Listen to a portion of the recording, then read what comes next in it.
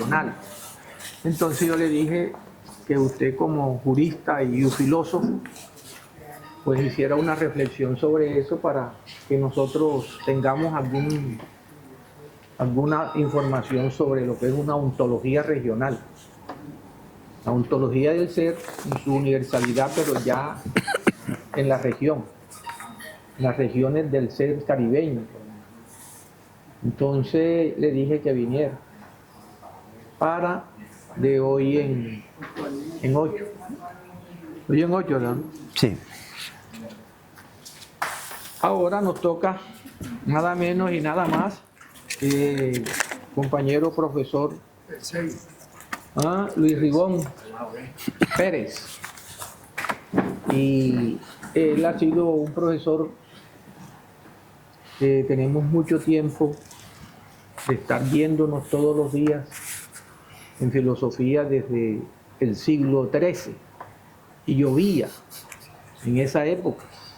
Y él siempre ha estado de tú a tú en los conversatorios, en los congresos, en las buenas y en las malas de la filosofía. Siempre hemos estado allí, viajamos juntos a todos los lados. La última vez que viajó fue a Río de Janeiro a Brasil, y no me pudo llevar porque se iba a doctorar. Entonces ya yo quiero que le demos un aplauso porque ya él trajo su doctorado. Gracias. Eso a mí me alegró mucho porque Lucho es una persona muy humilde, muy sencilla. Eso de ese profesor que está vinculado con el estudiante lo va llevando desde la certeza sensible en el recorrido de la conciencia en una búsqueda de su realización total del espíritu del estudiante. Y él siempre ha estado allí, muy comprometido con la juventud, muy comprometido con el saber filosófico y muy comprometido consigo mismo. Entonces, si me preguntan a mí, ¿qué hizo él? Su último doctorado. Tiene 2 maestrías y en filosofía de la ciencia, ¿no? Y no se las da absolutamente de nada y no dice nada. Yo le digo, Lucho, no digas nada, porque yo tampoco digo nada. Pero sí, que el profesor Derrida, mi profesor, me dio filosofía y nacionalismo. Derrida. ¿Y qué me importa? Yo no voy a decir eso ni voy a decretar nada. Lucho es así. La humildad es el compañero de lucha en la filosofía. Y además filósofo de profesión. O sea que de los 17 años que está metido en esto, en su carrera, siempre nos ha estado acompañando. Es productor de muchos ensayos filosóficos. Mira, Lucho es el filósofo que más escribe entre nosotros, pero tiene un defecto, no publica. Y él se quiere coger los artículos solamente para él. Y yo lo regaño y le digo, Lucho, lo que no se publica no se conoce. A menos que fueras a hacer Kafka y tengas un amigo que te haga todo y te desarrolle después eso. Entonces yo sí, ante todo el mundo, Lucho, ya tú, para que tengas 2 o 3 libros de todos tus buenos ensayos que has desarrollado a través de todos esos años que nos hemos conocido. Luis es un filósofo que si tú le dices, hey, es a las 6:30 que llegues, ahí llega. Yo pensé que hoy me había fallado, pero faltaron 10 y ya se asomó por ahí. Entonces descansé, porque yo estaba preparado también, por si acaso algunos de los contertulios y de la gente yo se lo he dicho a él, del conversatorio, si no llega por X y razón, siempre tiene que estar preparado. Siempre tiene que estar preparado. Yo le dije a Rafik que si no venía Lucho hoy, porque estuve buscándolo desde hace 3 días, hablé con Jairo, hablé con Yacir, y me dijeron no contesta el teléfono. Yo digo, debe estar en las acciones humanas, demasiadamente humanas, y no contesta. Entonces, es Luis, ha hecho sus producciones filosóficas últimamente, ya las veo por allí, pero todavía no me siento contento hasta cuando ya no hayamos publicado nuestras reflexiones. Entonces, Lucho, no te hago más elogios, tienes la palabra, hoy va a hacer de pronto un resumen de su tesis de doctorado, porque va a hablar de Leopoldo Sea y la decolonialidad en América Latina. Entonces, Lucho, tienes la palabra. Gracias, compañero Numa. Perdona tanto elogio. Hoy no hay micrófono, pero nos escuchamos perfectamente acá, ¿cierto? Sí, gracias, compañero Numa. Gracias a ustedes por la asistencia. Como siempre, cubriendo el espacio y el vacío que hoy se presenta, ya que le tocaba al compañero, al doctor Jean Paul Vázquez, pero bueno, como dice Numa, estamos preparados, ¿no?, para cualquier eventualidad y llenar el espacio, y naturalmente ustedes se sientan contentos y no defraudados. Entonces, por eso he preparado, ¿no?, este tema, que ya venía preparándolo hace rato, pero que es sobre Guillermo Hurtado, Leopoldo Sea. Leopoldo Sea, colonialidad y decolonialidad, exactamente, ¿no? Y el tema está basado precisamente en los primeros ensayos, ¿no? Primeros ensayos que publica Leopoldo Sea cuando era estudiante, y lo traigo a colación y a reflexión porque es interesante ver cuando una persona que quiere hacerse, se hace, a pesar de las circunstancias adversas, ¿no?, que se le logren presentar en la vida. Y eso es Leopoldo Sea. Esta conferencia está dividida en tres partes, ¿no? Una que es la parte humana de Sea, la otra que es la cuestión de la Primera y Segunda Guerra Mundial, ¿no?, y la influencia que tuvo en Latinoamérica y naturalmente en Leopoldo Sea. Y la tercera, naturalmente, ¿no?, el proceso de colonización y descolonización en él, que se plantea a partir de los ensayos que escribió en el año de 1941, ¿no? Y a raíz precisamente de las reflexiones que tuvo, por un lado, de Latinoamérica, pero por otro lado, ¿no?, de Gauss, de Alfonso Reyes, por ejemplo, y Ramos, ¿no?, que son los filósofos que más influyen en esta primera etapa. Entonces, son los que van a enmarcar precisamente, ¿no?, esa manera nueva de pensar, que es de la colonialidad, la decolonialidad. Este trabajo forma parte, ¿no?, de la teoría crítica. La teoría crítica, como ustedes bien saben, ¿no?, divide diversas áreas de reflexión, como son el pensamiento. Una es el pensamiento crítico, gracias. La otra es la colonialidad y la decolonialidad. Y la tercera, pues, es los movimientos femeninos, ¿no?, ¿cierto?, como reflexión y crítica precisamente hacia la sociedad.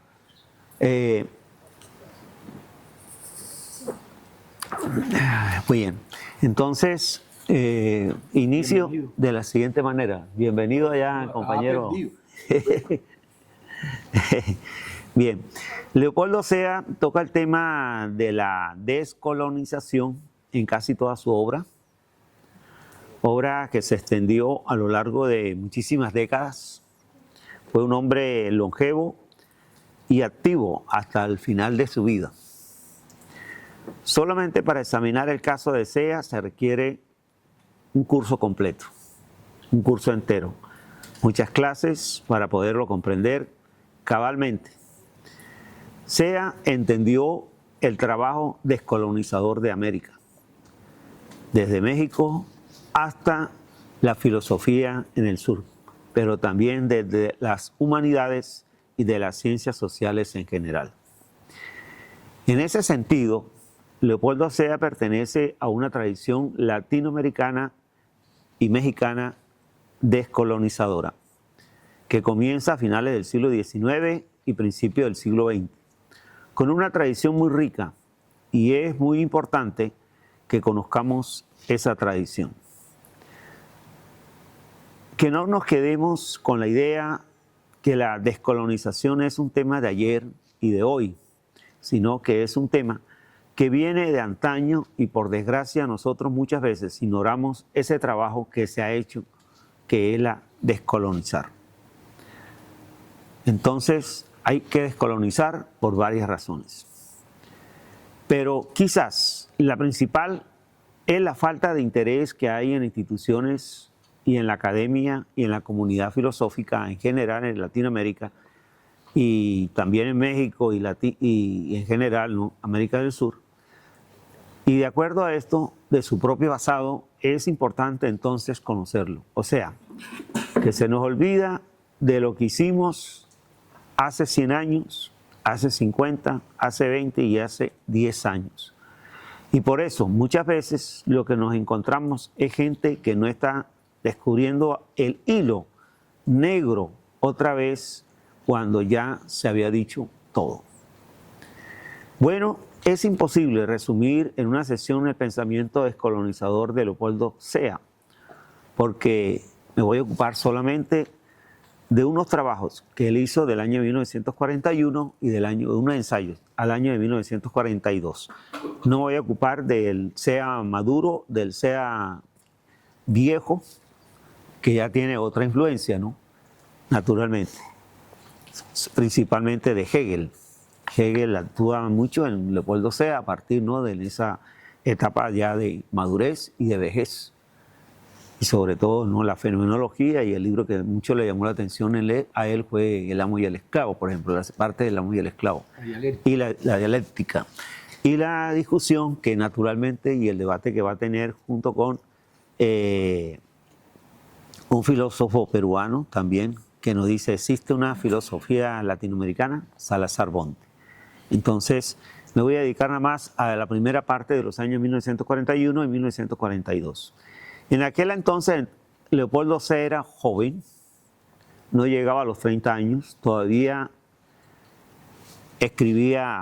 empezó escribiendo artículos que presenta a lo largo de estos años y que luego va haciendo durante toda su vida en Latinoamérica. Es decir, lo que encontramos en estos años son trabajos de esta época que es la base sobre la cual va a construir la filosofía latinoamericana y en la que seguirás trabajando durante décadas hasta su muerte. No solo él, sino también a muchos otros académicos de México, de América Latina, de Colombia, a la cual logra influenciar. El CIAL es uno de sus frutos de ese trabajo intelectual del latinoamericanismo. Leopoldo Sea es muy importante subrayarlo. Esto nunca se plantea únicamente como un proyecto individual, sino como un proyecto colectivo.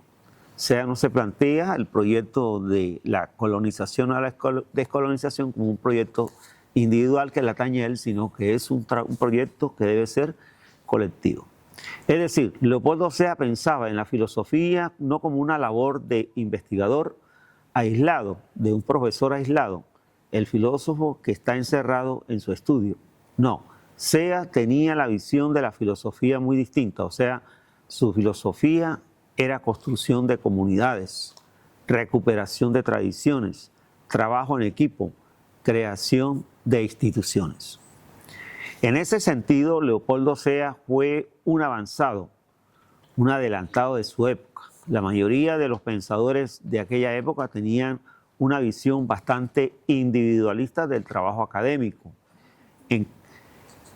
En cambio, Sea lo que nos dijo es que había que construir comunidad, había que construir tradición, había que construir instituciones. Y en México, en la UNAM, la CIAL, es el resultado del interés que pretende de Leopoldo Sea por hacer una filosofía diferente, una filosofía de tipo colectivo. Leopoldo Sea entró a la Facultad de Filosofía en la UNAM un poquito tarde, porque no podía dedicarse a estudiar filosofía, porque tenía que trabajar.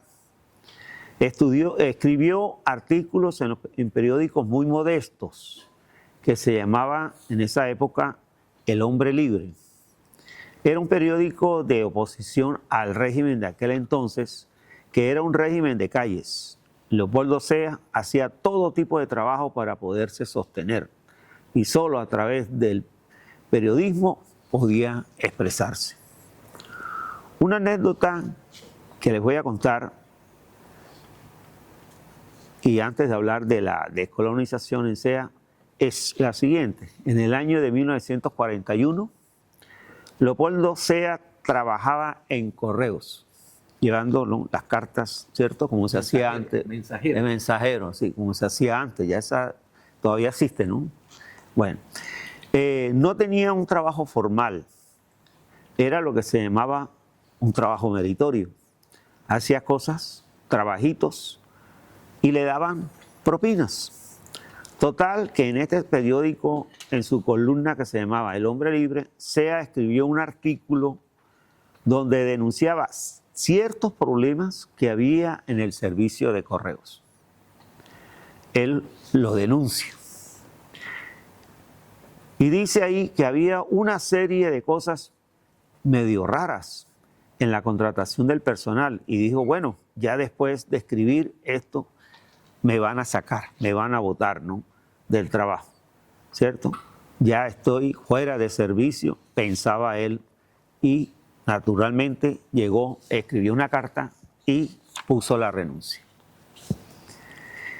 Pues resulta que el director de Correos de México lo manda a llamar. Dice que lo van a regañar, es lo que piensa Leopoldo, porque me atreví a denunciar la corrupción en el sistema de correos. Entonces lo manda a llamar a la casa de oficina. Y naturalmente le dicen a Sea lo siguiente, ¿no? ¿Es usted Leopoldo Sea? Y él contesta, sí, soy yo. Pues mire, tengo instrucciones del presidente, el general Lázaro Cárdenas, de informarle que el artículo que usted escribió en donde mostraba estos problemas que había en el servicio han sido tomados en cuenta por el señor presidente. Y me ha dado, la instrucción para que arregle esos problemas. Y le quiero decir que la renuncia que usted presentó no se le va a aceptar. Es más, le voy a pedir que elija qué puesto quiere en estas oficinas de correo. Esto es decisorio para la vida de Leopoldo Sea, ¿no? Y ya verán ustedes por qué, porque es lo que lo va a hacer a él como pensador más tarde.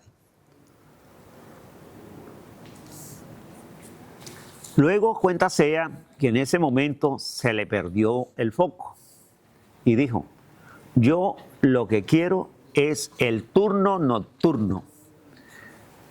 Replicó el vocero, ¿el turno nocturno? Sí, el turno nocturno. ¿Y por qué? ¿Por qué? Te cuenta Leopoldo Sea así. Y él les explicó, ¿no? Dice, muy sencillo, la verdad es que yo quiero estudiar y escribir en la universidad. En la mañana estudiaba Derecho y en la tarde estudiaba Filosofía y en la noche trabajaba. Es impresionante cómo Lázaro cambió la vida de Leopoldo Sea. Estando allí en la Facultad de Filosofía, llega de España en 1939 José Gaos, exiliado español, y Gaos en la primera clase que da en México, en la UNAM, en la Facultad de Filosofía, en Mascarones, observó que había un trabajo muy interesante, un trabajo a la cual revisó, un trabajo en el cual se distinguía de todos los demás, un trabajo muy bien escrito, un trabajo muy profundo. Entonces Gaos dijo, ¿quién será este muchacho Leopoldo Sea? Este que hizo este trabajo tan bueno.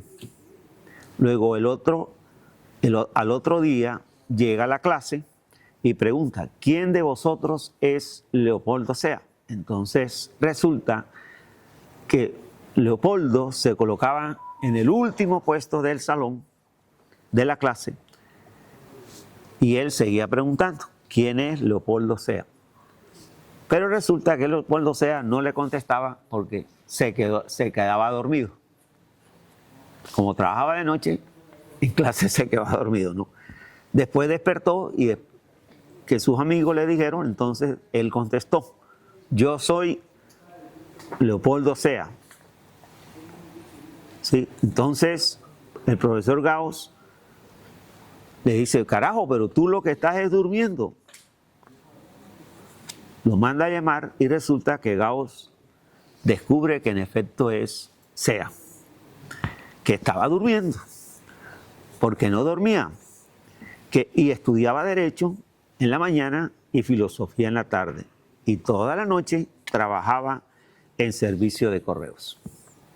Entonces Gauss, cuando se entera de eso, dice, este muchacho se va a morir, no puede seguir así, hay que hacer algo. Luego le habla por teléfono a Alfonso Reyes, que acaba de crear la Casa de España en México, lo que luego sería el Colegio de México.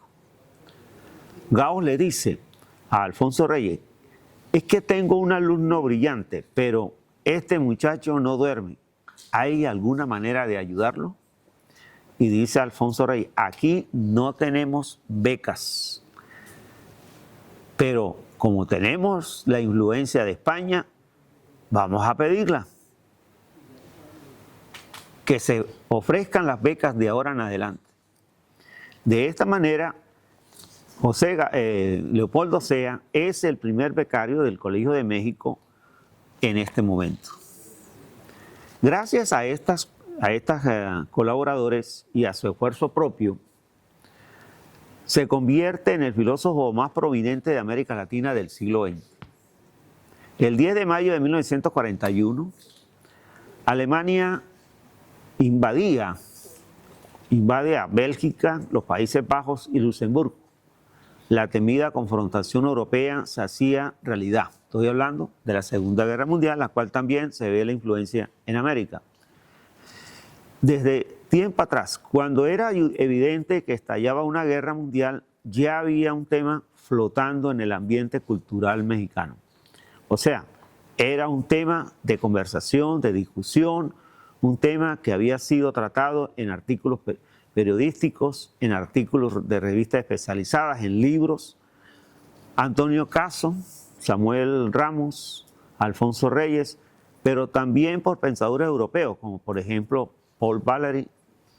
Y el tema que era el siguiente, ¿no? Europa, que había sido hasta entonces la sede de la cultura occidental, pues en este momento observamos que se va a destruir a sí misma en la guerra y que va a venir una hecatombe.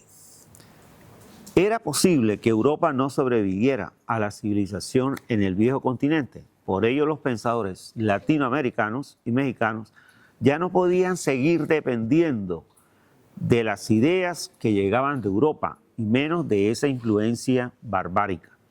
Y tenían que asumir algo que se había gestado desde antes de la guerra. Ahora que estamos al borde de la Tercera Guerra Mundial, guerra de Ucrania, la guerra de Palestina y muchos otros conflictos, la cultura occidental está amenazada y la civilización humana más. Es muy curioso que ahora nadie hable de la guerra de 1941. Mientras cuando en esta época todos nosotros sí estábamos atentos, dice Leopoldo. A esto ya venir esta guerra que con los recursos tecnológicos, mecánicos, industriales que ya existían en aquel entonces iban a acabar por completo con Europa. Quien recorrió los años de 1944 y 45 se dio cuenta que ese propósito estuvo muy cerca de llevarse a cabo. Los diferentes bombardeos hechos por los alemanes y por los aliados terminaron con gran cantidad de personas y de ciudades, las ciudades francesas, alemanas, polacas, Stalingrado, Inglaterra y muchas más, pero sin embargo no se acabó la humanidad, lograron sobrevivir. El número de muertes fue gigantesco. Las muertes rusas fue de 20 millones de muertos. En Inglaterra murieron 500.000 de personas. El país que más padeció fue la Unión Soviética. perdió el 10% de su población. El Reino Unido perdió aproximadamente el 2%. O sea, que no se perdió la civilización como se auguró o se estaba augurando en este momento que se estaba reflexionando. Vino la reconstrucción, pero el hecho fue que estuvo muy cerca. Es decir, la barbarie que estaba en ese momento nos puso en alerta. Luego, este escenario hacía que las relaciones entre Europa y América no cambiaran, porque lo que los intelectuales latinoamericanos, mexicanos, los filósofos latinoamericanos y mexicanos estaban observando era que la barbarie europea se contrastaba con la civilización americana nuevamente. ¿Cómo va a ser esa barbarie que se da en Europa durante la Segunda Guerra Mundial? Fue un acto de barbarie, no nos puede acaso influenciar? ¿O es que no es barbarie lo que se dio en Europa y que se nos puede presentar o que podemos imitar en América? No solo el uso indiscriminado de la tecnología militar, los campos de concentración, el desprecio absoluto a la vida humana, a la cultura, nos han enseñado. Y eso fue un tema de reflexión a la cual SEA tomó en cuenta. Europa demostró que era la región del mundo más bárbara, más peligrosa que había y que ningún acto de barbarie en la historia de la humanidad había sido tan grande como la que fue en esa época, la Segunda Guerra Mundial. Podría decirse quizás por los medios tecnológicos que estuvieron en juego, son medios tecnológicos que se usaron sin reparo. Se podría decir los mongoles eran igual de bárbaros. Llegaban y mataban a todos los que encontraban y esclavizaban a las mujeres, pero usaban solamente espadas, lanzas, flechas, y la diferencia es que en la Segunda Guerra Mundial se usaron armas de destrucción masiva. Impresionante, pero nadie se tocó el corazón para usarlas. O sea, que en algún grado de barbarie fue más la barbarie de la Segunda Guerra Mundial que la barbarie de los mongoles. Luego lo que vemos es cómo se invierten los roles, mientras que durante mucho tiempo se planteó una relación de subordinación de América con Europa, una subordinación política, social, económica, cultural, filosófica. Lo que se empezó a plantear en México en 1941 fue la inversión de los papeles. La civilización americana, la que es promesa de la humanidad y la esperanza de la filosofía. Por lo tanto, por lo menos de la tradición filosófica que viene de Grecia, la tradición filosófica occidental. Bueno, es aquí el momento entonces, como observamos, como un hecho, una catástrofe, una barbarie, una gran cantidad de muertos, por lo menos le lleva a pensar a Leopoldo Sea, naturalmente a Ramos, Alfonso Reyes, sí, que no teníamos ya por qué seguirnos dependiendo de la filosofía europea, porque lo que se venía de allá era totalmente de barbarie, acto de barbarie. Luego había que empezar entonces a reflexionar sobre América y que la filosofía emanara de aquí. O sea, la idea de que ya no hubiese facultad de filosofía por culpa de la guerra, simplemente porque la Universidad de Oxford, de Bilburgo, de Berlín existiesen, era una posibilidad real la de enseñar el pensamiento de los griegos, Sócrates, Platón, Aristóteles, Tomás Aquino, Descartes, Kant, Hegel, en América, porque en Europa ya no iba a ser territorio de producción filosófica. Eso representó para muchos pensadores una responsabilidad muy grande en América, y para ello, para Leopoldo Sea. Desde un punto de dependencia colonial podía generar alarma, es decir, ¿y ahora qué vamos a leer? ¿Y ahora qué vamos a hacer sin que Europa esté produciendo filosofía? ¿Quién nos va a guiar? ¿Qué filosofía vamos a importar? Porque la filosofía, como habían dicho algunos, siempre es algo que se ha hecho allá. Y la traen aquí en barcos, como los vemos en los libros. Los estudiamos y esos son los autores que nosotros conocemos. Son los grandes pensadores, son los grandes creadores, los grandes inventores. Y sin Europa, ¿qué vamos a hacer? Vamos a tener una orfandad. Eso pensaban otros, aparte, ¿cierto?, del grupo de Leopoldo Sea. ¿Eso era una reacción descolonizadora?, se preguntaba Sea. En realidad fue otra cosa. Esta idea de que Europa es el papá de América y América es la hija está mal. América y Europa, geográficamente, América está arriba de nosotros, es decir, arriba de Europa. Pero por lo menos somos iguales, decía Leopoldo. Europa no tiene nada que enseñarnos. ¿Qué nos va a enseñar Europa?, se preguntaba Leopoldo. Los campos de concentración, los gulags de la Unión Soviética, la industria militar. ¿Eso es lo que nos van a enseñar a Europa? ¿Ese es nuestro ancestro? No. Más bien deben aprender de nosotros. Más bien es América la que debe enseñarle al mundo cómo debe vivir, qué concepto de razón tenemos acá, qué concepto de vidas es la que nosotros cultivamos. Porque resulta evidente que el concepto de razón y el concepto de vida cultivados por la filosofía europea habían llevado a una Segunda Guerra Mundial en Europa. Entonces Europa había perdido el camino. La filosofía europea había perdido también el camino. América tenía que hacer su propia filosofía. Era el momento. Una filosofía que no solo fuera para los americanos, sino para la humanidad entera. La responsabilidad de la filosofía americana no era solamente la de ofrecer una filosofía para los americanos, sino también una filosofía para la humanidad, para el futuro de la humanidad. Samuel Ramos decía en 1940 en su libro Un nuevo humanismo del futuro, porque el humanismo es pasado y el humanismo europeo ya veíamos a qué había llegado. La historia oficial de la filosofía mexicana da a entender que Leopoldo Sea fue el primero que formuló en México la pregunta sobre cómo plantear una filosofía americana.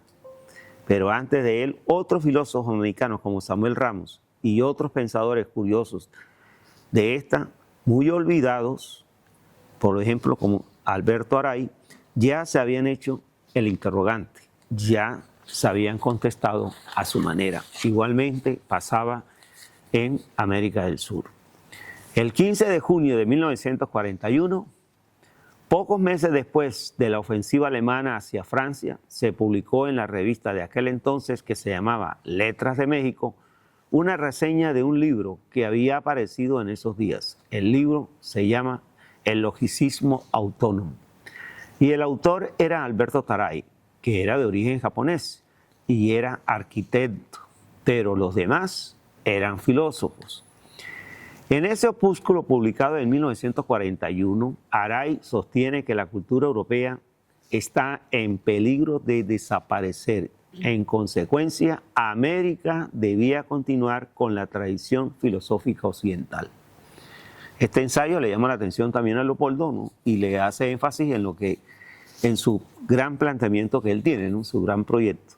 La filosofía americana, decía Alberto Aray, tendría que partir de una crítica de tres filósofos alemanes, Husserl, Scheler y Heidegger. Aray sostiene que la filosofía de Heidegger no es una continuación, sino una ruptura de líneas filosóficas de Husserl y Scheler, ya que lo que quiere hacer Heidegger es poner a los valores dentro del mundo del humano. Según Aray, esto es un error que comparte Heidegger con el raciovitalismo de Ortega y Gasset. La nueva filosofía americana, dice Alberto Aray, debe ir más allá de Heidegger, de Ortega y de Gasset, refundarse como un logicismo autónomo, que sea una teoría de orden superior que integre todos los saberes particulares. Leopoldo Sea leyó esta obra de Aray y no le gustó. Dice que es un libro que le falta mucho rigor y que el peligro con esta posición de Alberto Aray de defender una filosofía formalista en vez de una filosofía vitalista es, según Sea, precisamente el tipo de filosofía que había llevado al desastre a Europa. Por ello, Leopoldo replica: ¿qué es esto? Lo que se propone como esbozo de pensamiento original para América no es más que un idealismo absoluto, en el cual no cuenta el hombre, pues este no vale sino como un instrumento de la teoría que aquí se llama logicismo autónomo. Las consecuencias de un radicalismo parecido lo está padeciendo en ese momento Europa. Es decir, piensa Sea que un problema con la filosofía europea de su tiempo era el excesivo formalismo. Un formalismo que olvidaba al ser humano concreto. Luego, lo que da a entender Sea es que la nueva filosofía americana no podía partir ni de Husserl ni de Scheler, sino más bien debía partir de aquellos dos autores que Alberto Araies criticaba, Ortega y Gasset y Heidegger. Un mes después, el 15 de julio de 1941, Leopoldo Sea siguió pensando sobre el tema, escribiendo varios artículos, y aquí está la génesis del proyecto latinoamericanista. En este artículo publicado en la revista Letras de México, titulado Ortega y la Historia, Leopoldo Sea comienza por hacer una exposición de las salidas de Ortega sobre la historia para desembocar en el tema de la filosofía americana. En este punto, Sea retoma un artículo de Ramos publicado en 1938 y que llevaba el artículo de Ortega y Gasset y la América española. Luego se preguntaba, ¿por qué los americanos no habíamos hecho un pensamiento propio? ¿Por qué seguimos imitando a Europa?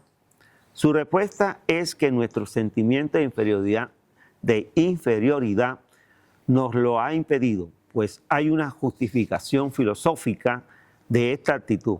Si se supone que el conocimiento es impersonal, da lo mismo en dónde se llega a la verdad. La lección de Ortega, sostiene Ramos, es que todos los caminos llevan a la verdad a través de una perspectiva propia. Si nos inspiramos en Ortega, los americanos podríamos formular un pensamiento propio. Sea retoma la palabra en su artículo y sostiene que tocaba a los americanos desplegar su propio logos.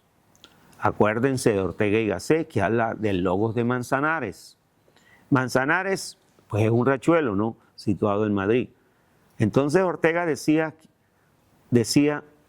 que hubo un logos en Atenas. ¿Por qué no hablar entonces de un logo de Manzanares?, decía Ortega y Gasset, es decir, un logo español de Madrid. ¿Por qué no pensar entonces, decía Leopoldo, de un logos mexicano? ¿Por qué no pensar de un logos, lo tomamos aquí a Barranquilla, ¿no?, barranquillero? Es decir, la razón toma diferentes caminos. Y todos estos caminos son distintas maneras de llegar a la verdad, distintos caminos de hacer filosofía. Pero ninguno es mejor que el otro, ningún logos es superior a otro. Luego, lo primero que tenemos que hacer los americanos es olvidarnos de esta idea que el logos solo se formula en griego o en alemán. Se puede formular en español y sobre todo en español, y si queremos nosotros también en un barranquillero, a lo barranquillero. Es una condición de posibilidad para la liberación de la condición de colonización intelectual, de esa misma condición que generaba lo que Ramos había denominado el sentimiento de inferioridad. El sentimiento de inferioridad es un resultado de esta condición que nos lleva a lo colonial. Samuel Ramos, en su obra El perfil del hombre y la cultura de México, no deja de todo claro, pero creo que si examinamos qué es el concepto de inferioridad, va a responder que lo que vamos a encontrar es que es una condición colonial llamada por Octavio Paz el malinchismo. Lo anterior lo podemos entender que son dos condiciones que surgen en el entorno colonial, o sea, son resultado del colonialismo, tanto extremo como colonialismo interno, que son dos condiciones de la traza de González Casanova por la que se va el colonialismo externo y queda el colonialismo interno. Y el colonialismo interno se reproduce como una espiral. El colonizado sigue pensando acerca de sí mismo, siempre dándole vuelta a las ideas externas. Por lo tanto, lo que nos está diciendo Leopoldo es: debemos dejar de pensar de esa manera, dejemos de pensar de esta manera colonizada y aventurémonos a hacer nuestra filosofía propia, una filosofía propia que sea mexicana, que sea latinoamericana, que sea colombiana, que nos permita, dadas las circunstancias tan especiales en las que estamos, seguir reflexionando y romper el cordón umbilical de Europa. Se escribió varios artículos sobre el tema, donde fue puliendo su idea de una filosofía americana, entre ellos el artículo más importante que escribió Sea en aquel momento, año 42, es el ensayo En torno a una filosofía americana. Este artículo clásico del pensamiento filosófico es un artículo clásico del pensamiento filosófico y del pensamiento filosófico español, latinoamericano.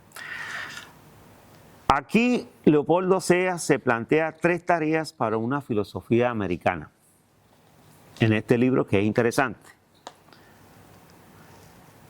La primera, continuar la tradición del pensamiento de la filosofía europea, primera tarea. Los temas de esta filosofía que han sido considerados como universales, el ser, Dios, el tiempo, la muerte, ahora serán examinados, dice Sea, desde la circunstancia del hombre americano. No hay excusa que valga para no hacer esta reflexión filosófica situada, porque, pregunta Sea, ¿acaso no es así como siempre han filosofado los europeos? Por eso, como ya había dicho antes Vasconcelos, no existe en sí la filosofía universal puesta en singular. Lo que existe son muchas filosofías, como la griega, la francesa, la alemana, la cristiana. Eso es la filosofía.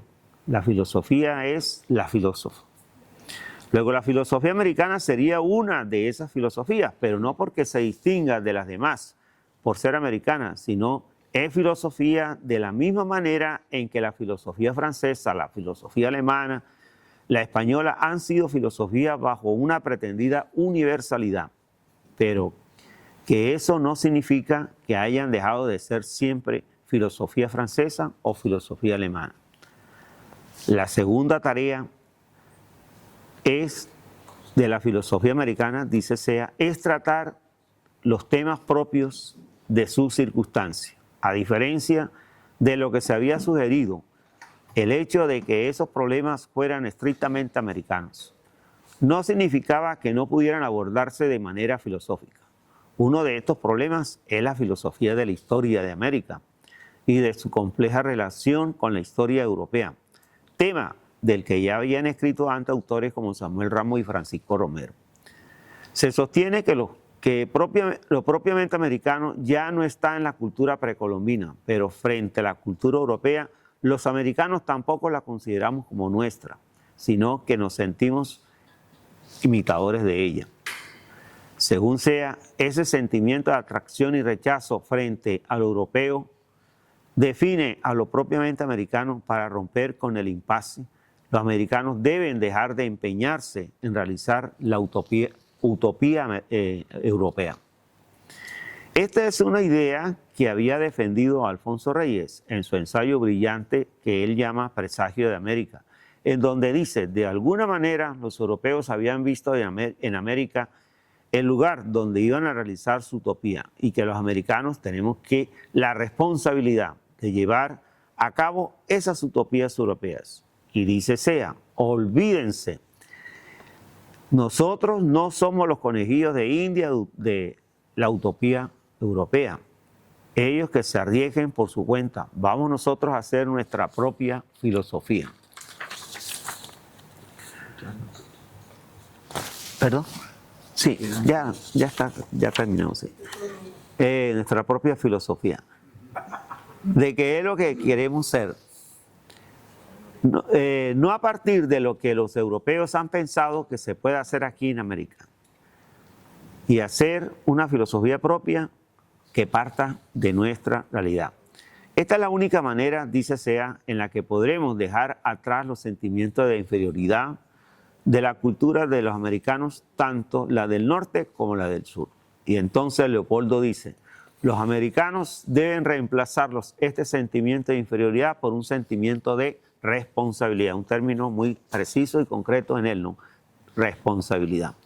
El concepto de responsabilidad en Leopoldo Sea es muy importante en este momento. Tiene un artículo que se llama también el sentimiento de la responsabilidad de la filosofía americana, en donde dice, perdón, que los filósofos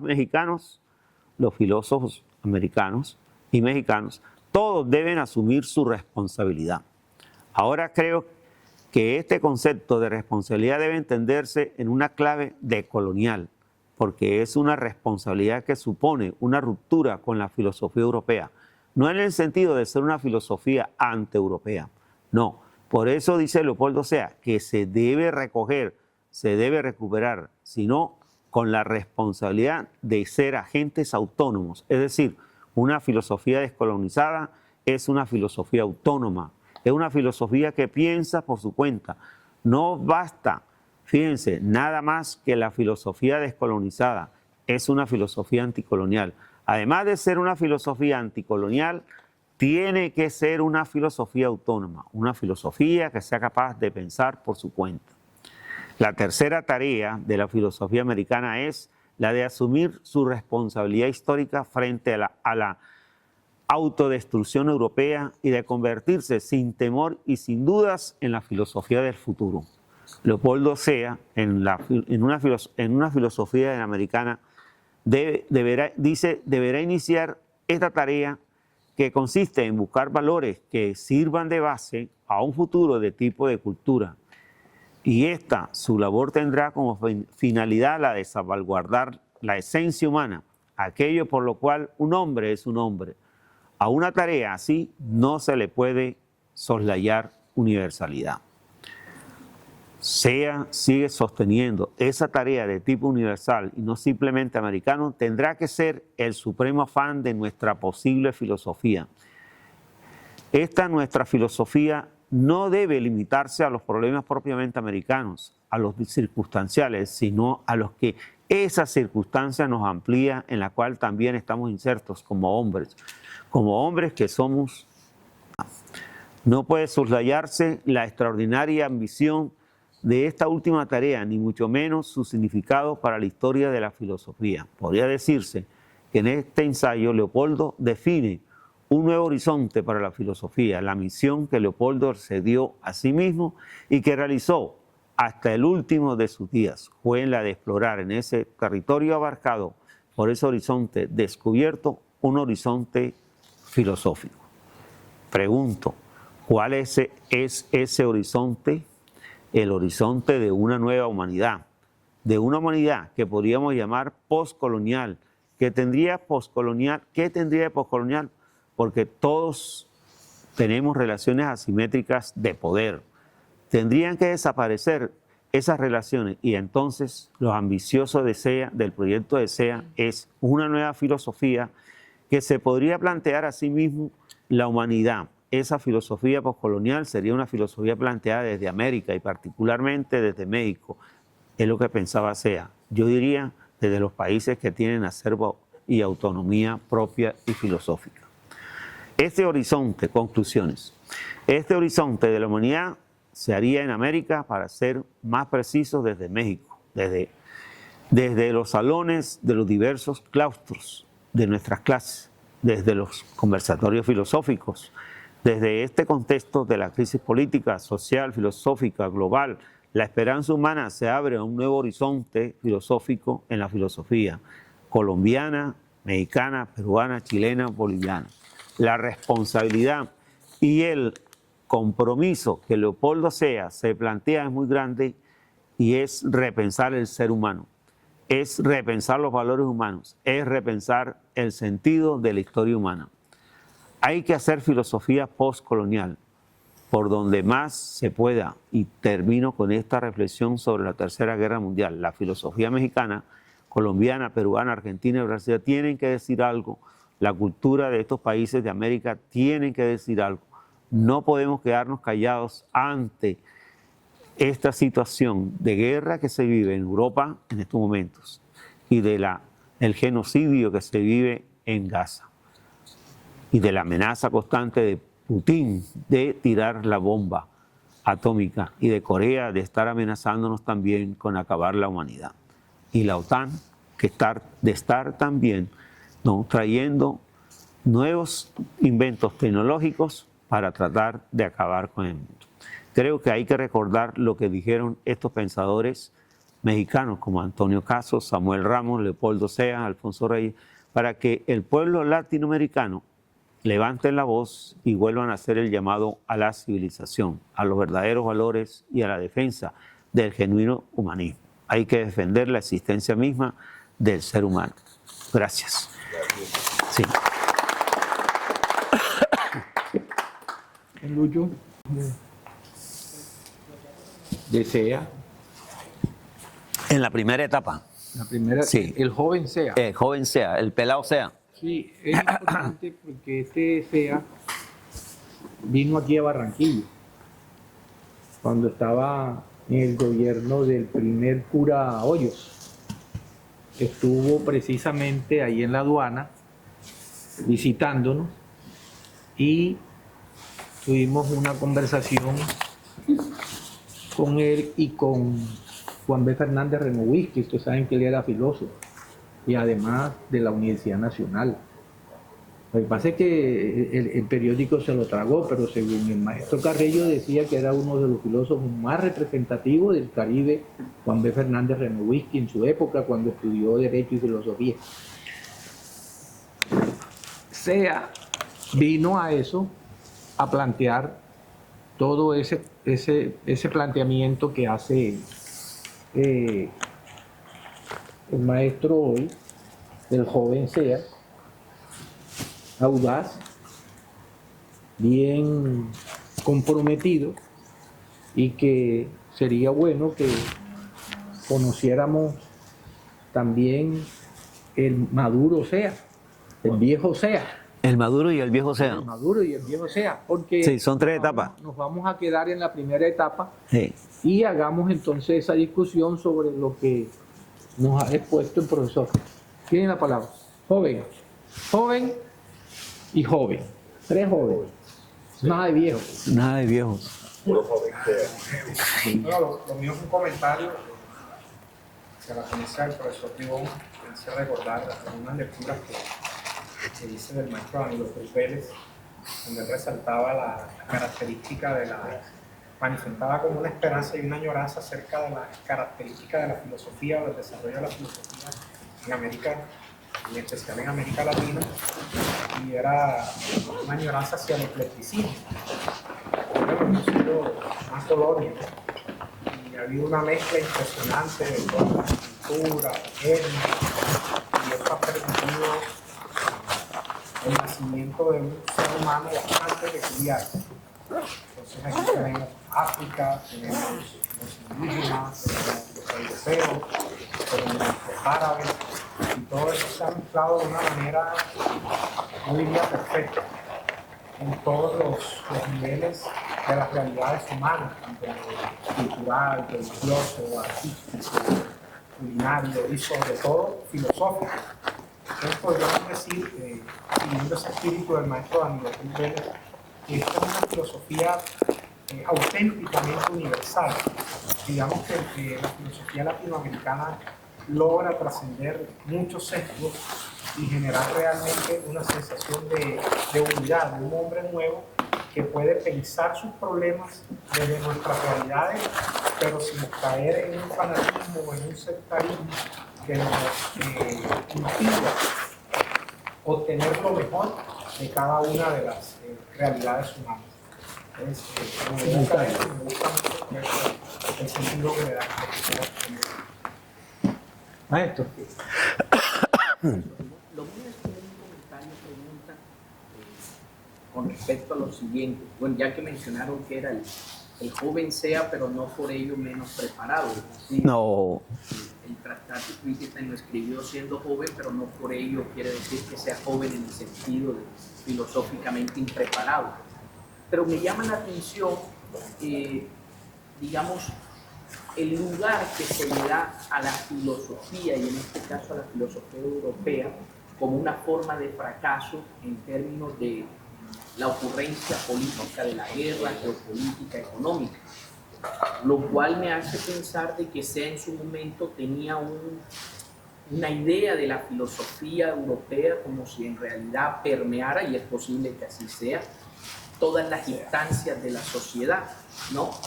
Y que en nosotros en Latinoamérica está ese renacer y todo, y que la filosofía nuestra debía de permear de otra manera algo distinto de lo que ya no nos podía enseñar la filosofía europea. Entonces mi pregunta es, técnicamente y en realidad, Husserl, por ejemplo, Heidegger y lo que sea, llegaron a ese nivel en realidad de permear las prácticas europeas a tal punto que se pueda denominar un fracaso de la razón, o creo yo que hay una excesiva consideración del papel de la filosofía en la sociedad europea. Jairo. La pregunta va a lo siguiente. Profe, usted hablaba, pude ver en su ponencia, digamos, que algunas cuestiones del principio de identidad. Yo quisiera que esclareciera un poco más ese principio de identidad, basándome un poco a lo de Hegel, la teoría del reconocimiento. Pues él criticaba mucho de que en verdad en América había una historia. Entonces yo quisiera que retomáramos ese principio de identidad para ver qué es lo que él opina acerca de esos pueblos, si somos unos pueblos imaginarios o si verdaderamente tenemos una historia. Yo en las cosas que he tenido, sí, bien América ha avanzado en ciertas cosas en estos más de 200 años de independencia, pero que hemos logrado en sí como esa república, como esa mediana república.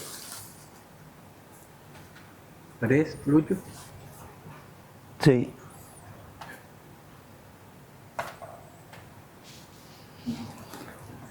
¿Listo? Sí, tres. Estaba esperando que ¿Me hubiese... enseñaste eso? Tú me enseñaste. La fórmula del 3, sí. Bueno, la verdad que en ese momento la influencia de la filosofía europea es lo que primero se ha planteado, o sea, ¿cierto? Dice, llevamos siglos, cuando uno lee los artículos, no, llevamos siglos de influencia de filosofía europea, griega, menciona mucho a los griegos, naturalmente, y la medieval, y a Descartes, naturalmente, ¿no? ¿Cierto? Son siglos. En el momento ahora, esos son siglos de influencia de filosofía europea. También de tipo de Hegel también hay influencia, ¿no? Como vamos a encontrar en Leopoldo Sea, en esta etapa de madurez, ¿no? También está sobre todo Hegel, ahí está haciendo gran influencia. Pero, por ejemplo, la influencia que en ese momento se da en otros filósofos es naturalmente de Husserl. En México hay influencia de Husserl, ¿no? Influencia de Scheler, influencia de Heidegger, por ejemplo, ¿no? Esa es notoria. Y creo que toman algunos la invención de Heidegger, que es el más de los tres, el más que más influencia, ¿no? Entre otras cosas, con aquella cuestión del Dasein, ¿no? Que le llama la atención a los mexicanos en ese momento. Pero Ortega y Gasset ve que la cosa no es por allí, porque ve que es una filosofía más netamente no personificada, no es una filosofía que tiende no a mejorar la humanidad. Entonces, que es nada más individual. Desde ese punto de vista, no lo veo, he visto, ¿no? Que trabaja Heidegger, ¿cierto? A Husserl también él lo menciona, pero lo menciona cuando habla sobre la cuestión de la relación en sí mismo, la influencia en sí mismo, ¿no? ¿Cierto? La intencionalidad, sobre todo, ¿no? La intencionalidad. Él sí menciona algo sobre la intencionalidad. El filósofo latinoamericano debe tener la intencionalidad, no quedarse nada simplemente, ¿no? ¿cierto?, en decir, sino la intencionalidad. Y SEA es un ejemplo de esa intencionalidad, ¿no? Él retoma también de Husserl la intencionalidad, así como recoge de Ortega y Gasset la idea de las circunstancias, ¿no? Por eso él menciona tanto la famosa idea de que hay que trabajar con las circunstancias, no con el momento, con la historia, ¿cierto? No, de repetirla simple y llanamente, porque es lo que él veía que estaban haciendo los filósofos en ese momento, ¿no? Repetir, ¿cierto? La historia, entre otras cosas, ¿no? Entonces, por ese lado, no sé si te logré. Sí, solo que yo lo mencionaba en términos de cuando se hablaba de la barbarie europea. Sí.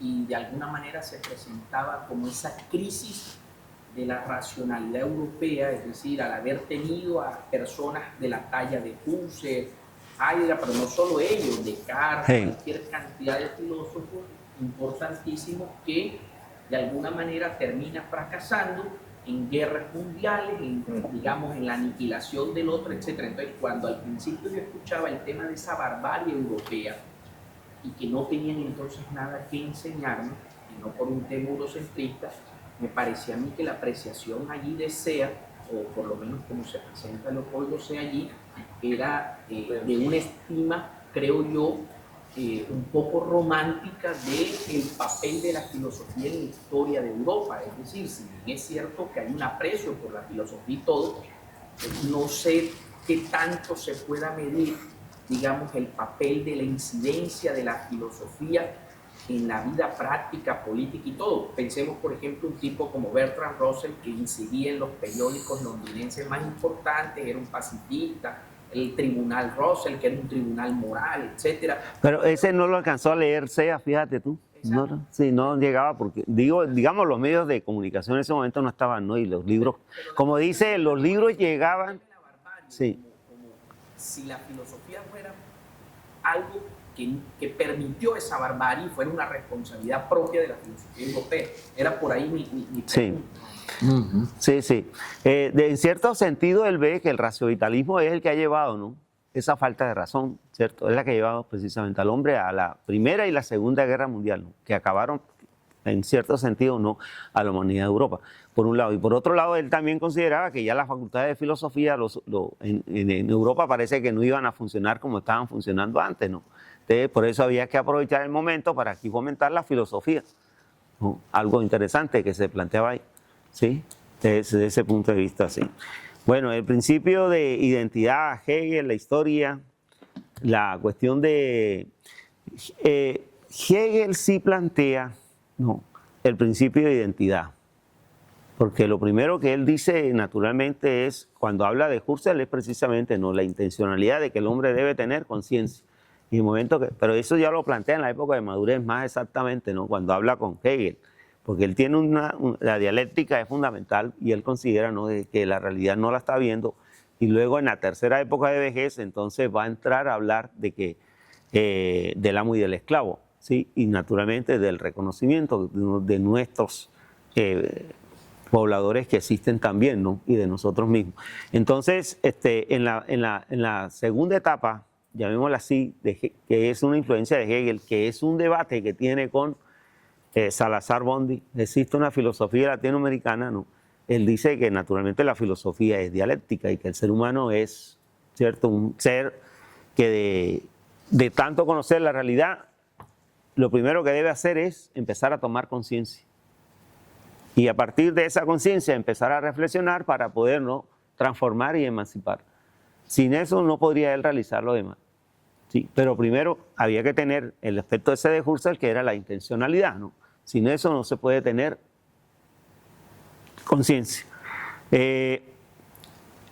No es en el sentido aristotélico, que lo estamos hablando acá, ¿cierto?, de A es A, en este sentido del principio de identidad, sino en el sentido de que yo estoy frente a una realidad social, política, económica, naturalmente, porque él ve también el capitalismo, ¿cierto?, como una manera que está destruyendo, ¿no?, ¿cierto?, que es una forma de colonizar, y entonces hay que entrar, ¿no?, a tomar, a mirar, a reflexionar, ¿cierto?, a tomar conciencia de esa realidad. Si queremos nosotros cambiar, transformar.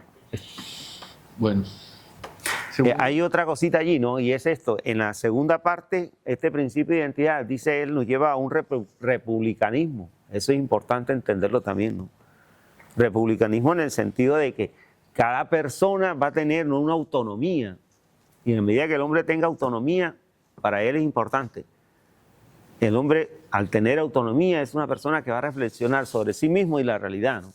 Y fíjate tú que en el primero habla de responsabilidad, ¿no?, en la primera etapa, pero en la segunda etapa está hablando, ¿no?, de autonomía y ya de la creación de una especie de republicanismo, ¿no?, ¿cierto?, en donde el hombre autónomo va a tomar sus propias decisiones, ¿no?, a partir de Bueno, eso. ¿Quién más? Nada, no hay, entonces yo sí te voy a... Vamos a hablar. ya. Dale. Por